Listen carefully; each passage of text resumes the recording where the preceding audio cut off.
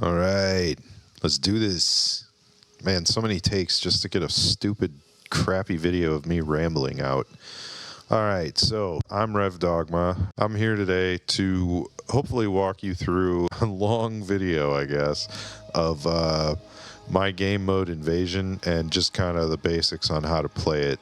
I figured I'd throw a video together and hopefully it would get me a little more exposure. Probably not much, but maybe a little teeny tiny bit.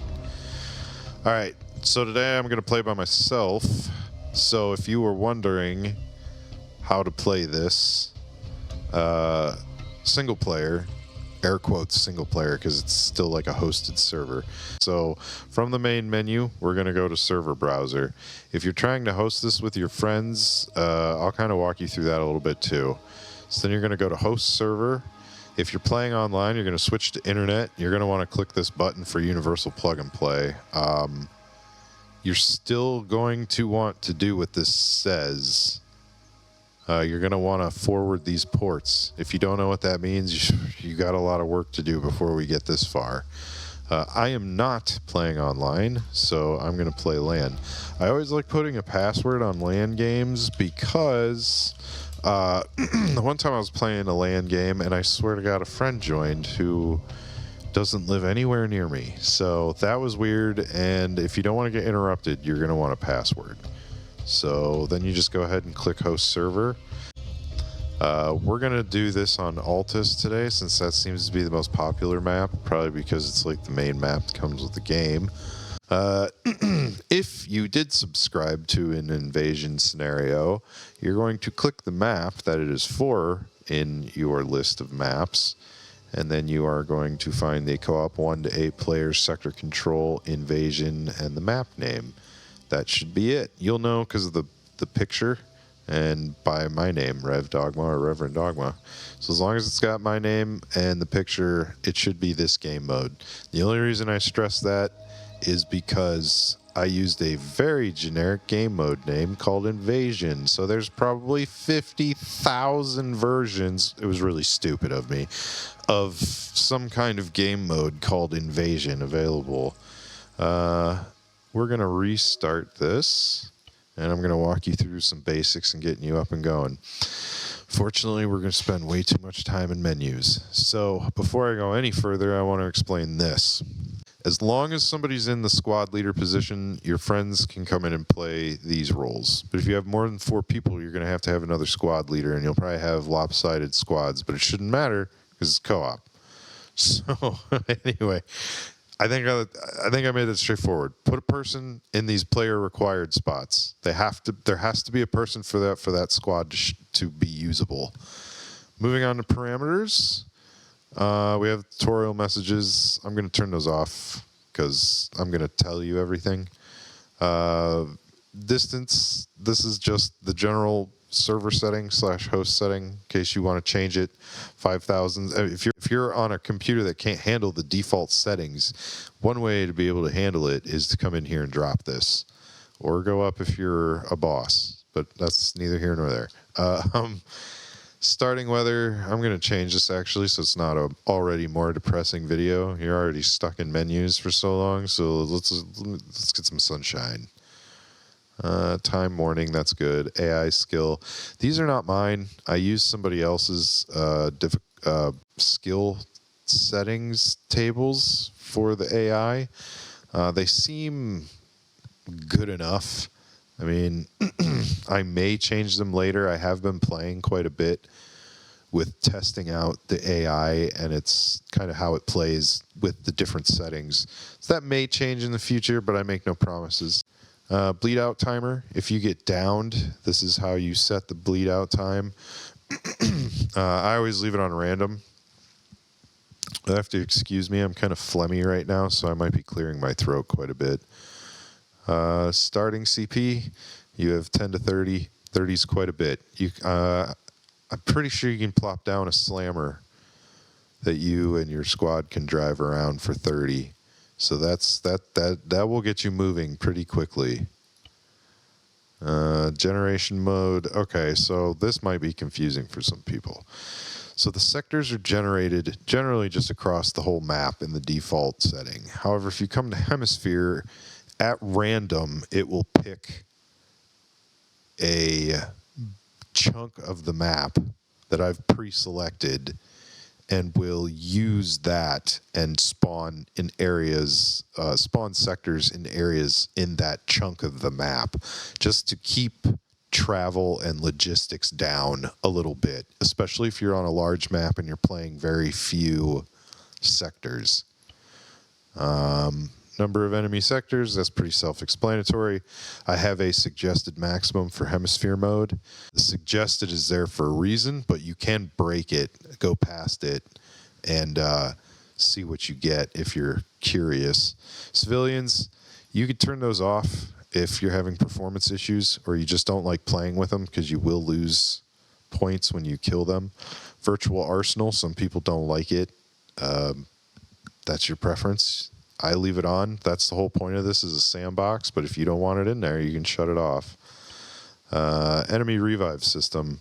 We'll start by explaining the playable units revive system. So the revive system, I've put a custom downing system in this, so I intercept damage and dull it out a very specific way. But if you're mortally wounded, you will just die. Also, all players can pick each other up, by the way. I think even across squads, but don't quote me on that. That's what the revive is. And then the auto medic is, I have an auto medic built in, and as long as you leave the medic an AI unit, it will automatically try to revive your AI squad mates. I did that so you didn't have to micromanage all of your AI squad mates, so they kind of were a little more self-sufficient. However, players will have to request a revive. That way, if you go down and you're just going to get more people killed, the AI doesn't just try to run into your location and try to pick you up. If you would rather just always give orders for revive attempts from the medic, then that's what this second option is for, where it says revive enabled, medic command. An AI medic will only attempt revives when given a command. Pretty self-explanatory. And then if you think my whole system is dumb, you can just turn it off. What's next? Squad location markers. So you have an on-off for squad location markers. In the game mode, every squad there's only two, has a marker on it, so the squads are just kind of aware of where everybody is, just for playability reasons. You can shut it off if you don't like it. Fire for effect script, you can turn it off in case it's too much. Make sure I didn't screw anything up here. Okay, so this screen used to be a black screen, and I think people used to think the game was locked up sometimes when it wasn't, and then sometimes when it was, I think people didn't know when to leave. So I added the map and added the markers to let you see the generation. As you'll notice, each sector pops up black and then turns red as it completes and then moves on to the next sector at random. The sectors, like I said, mostly spawn on towns, but there are hand-placed locations. I think Tanoa. Oh, God. Just know when this happens, this takes a minute. Oh, I'm eating my words. Cool. All right, now that all the sectors I wanted placed are down, now it's going to put down the enemy air quote defenses that you need to take down before you're allowed to complete the mission. You have to complete these, and those will be in your journal. Once it's done generating, it'll kick you out to the black screen, have the little loady thingy there. It tells you the time and the map you're on and the game mode, and then drop you here. Okay, now you can see we're on the carrier, and everybody's dancing like idiots. Veterans among you will know that's because the carrier does not have pathing for the AI. Also, just so you know, this is a fast travel tent. The tutorial will tell you that. You can see the thing shows up, but there's no locations yet. You can come here in case there's units here, or you need to come back to get an FOP in case it was destroyed. Anyway, because there's no pathing, some of you won't know this, so I'll explain it because it's kind of janky. But because there's no pathing on this carrier, the AI will not get into this helicopter. So because of that, I put these little signposts here, and they'll have load crew and load crew's passengers only. Now, the load crew does what it says. It just dumps them in as the crew, right? Well, if you want to fly, then you do passengers only. You see the passenger only has this also good for disembarking crew on the carrier. If you try, just like trying to get them to go in, if you try to get them to disembark normally, they will not do it. They get bitchy and tell you to go fluff off somewhere else. So, whatever reason, if you put them in as passengers and you tell them to disembark, they figure it out. So in case you're like, oh, I got in the wrong helicopter, I wanted to get in this one, or for whatever random ass reason you decide you want to disembark your crew, that's how you would do it.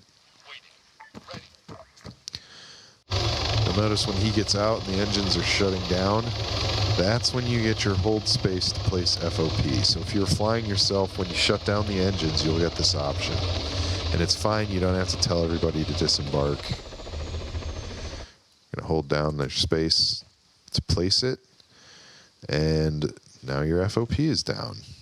And you have a little stand, which I like to have, just so it's easier to find this place, a camo net with your stores. A helicopter, which is destroyable and will destroy everything else and make you have to go back to home base and get a new one. And then an arsenal, which is over here. And I'm going to walk you through all that crap now. So on the helicopter, you'll see fast travel available. When you see that tag, it means you've gotten close enough to access the fast travel, and you'll see travel to. And it should never have itself in that list. So if I fast travel, it'll take me here. And then, like I said, this tent is also fast travel. So now I should be able to fast travel to Alpha. If I put down Bravo, the other FOP, the other helicopter, I'd be able to fast travel to that. So what's cool about the forward operating positions is that they're like insertion points. Once you put them down, you can fast travel to them, and that's where you're going to call in units. The other option you can do is repack and move it. So let's say you're like, oh, we need to move it because things changed, or I don't like where it is. When you move up to it and you see the hold space to repack the FOP, go ahead and hold space. Boop. Sometimes this backfires, but it's just Arma stuff. It's nothing much I can do about it, but it should put everything back in.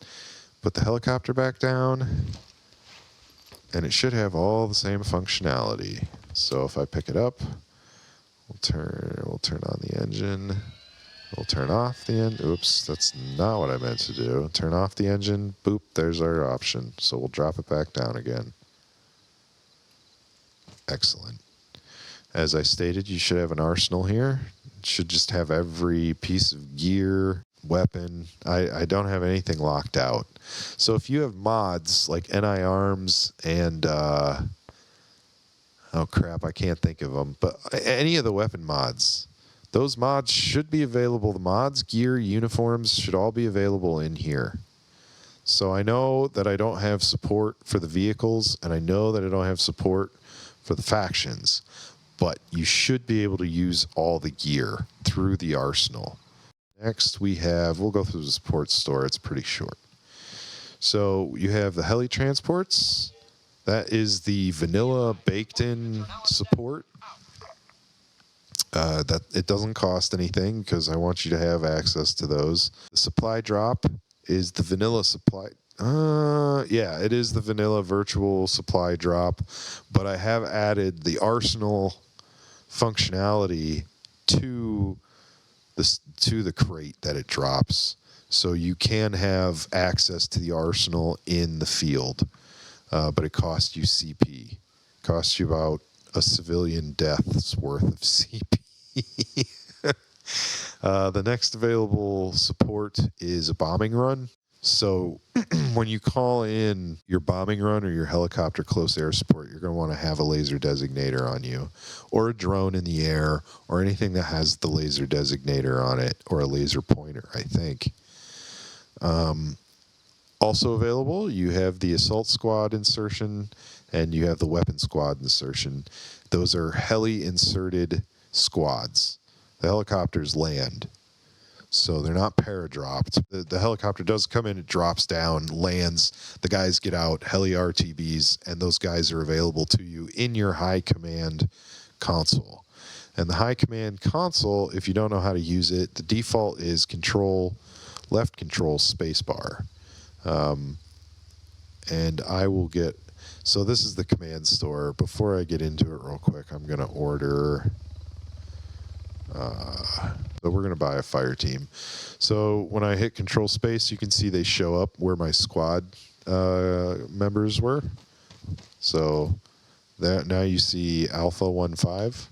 And when you select them, you can move them around just like a squad. Or what's cool about high command, you can select them by drag and select, which is really cool. And then you can right or left click. Oh, people are talking. And designate a waypoint for them, which is really cool. So it's like a RTS style drag and click kind of stuff. It's very cool. And then if you don't know high command very well either, you can right click these waypoints, change the type to a move, a cycle, so you can destroy, guard, unload, load, get in, get out. It's very interesting stuff. You can play with it. Some of it works good, some of it doesn't. This is not my stuff. This is baked into Arma 3. All right, now we can go over the store options real quick. Regroup squad, so that just regroups your, what the hell? That just regroups your squad, teleports them to you. Oh, I put down, oh God, I need to disassemble that. That's just for when you fast travel, they don't go with you. I didn't want to force players to stick together, so if your squad is made up of players and you fast travel, it doesn't just bink, rip them out of whatever they were doing and fast travel them. They have to come back to this location.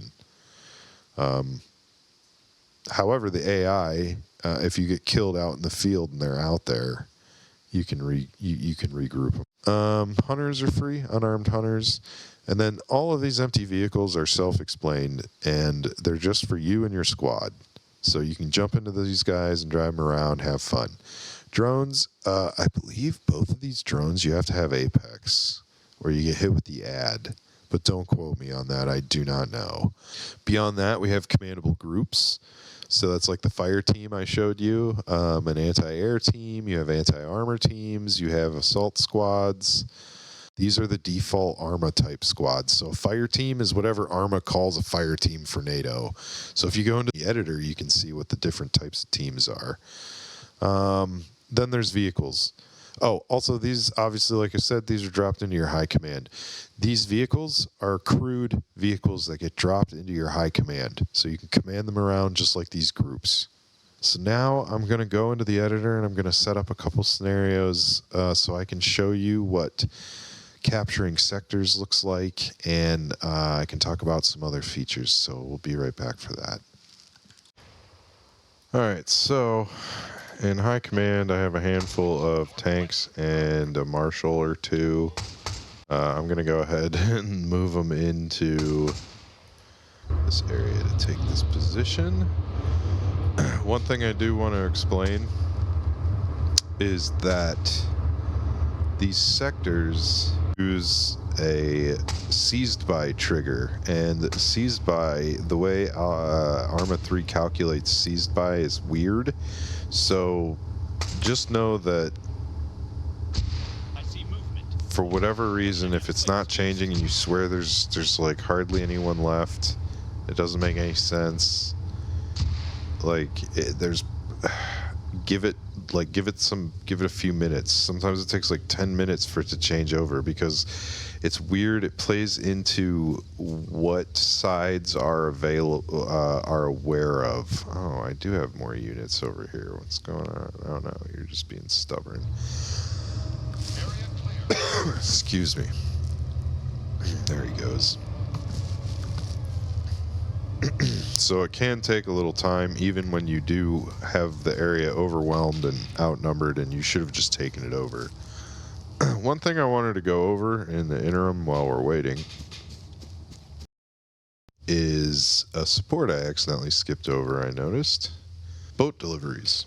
So the way boat deliveries work, calls in a ghost hawk that drops a boat. Real simple. It should handle everything on its own. All you have to do to make sure it works is make sure you're standing essentially in water, like you're that close to it. As long as you're close to water, you're good. So just peeling back the curtain a little bit here, you can kind of see kind of what to expect in a small sector. Okay, so we just took it over. Ignore that error. It's not really important. It's just me being lazy. It'll tell you you've captured it, and it'll throw a countdown with like a little resupply icon on the map. When this counts down, you should get, I think it's 15 command points. So if you capture, I only have 3 for this demonstration. If you only have, but if you have like 8 sectors and you have like 4 of them captured every 10 minutes, it's a lot of points. So you can do some serious damage, and that was the idea, right? As the longer you play, the bigger the battle ramps up to be. If you take everyone out who's associated with this thing, the sectors will no longer get reinforcements, which wasn't working for a long time, and I fixed it. Hey, you guys are stuck. And that is it, really. That's the game mode. If you hold all the sectors simultaneously, I think for like a minute, or maybe it's, I don't remember how long it is. You hold them all simultaneously long enough and you'll win. It's that simple. Alright, so here on the workshop, the easiest way I found to find my stuff is just type in my screen name, REVDOGMA, Rev Dogma, one word. Hit enter, boom, there are all the maps. That's the game mode. Hopefully you enjoy it. Sorry for the long video.